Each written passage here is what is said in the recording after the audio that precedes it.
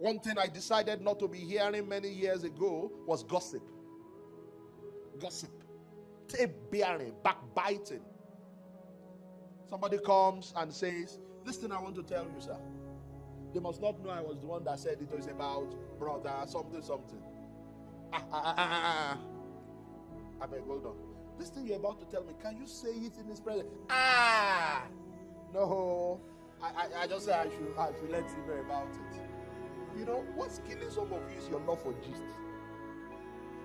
Some of you are the ones that run gistlover.com.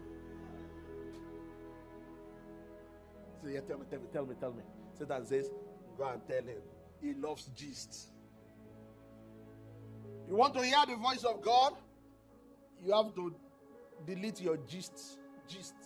You are the carrier of gist. How can you be a servant of God that way?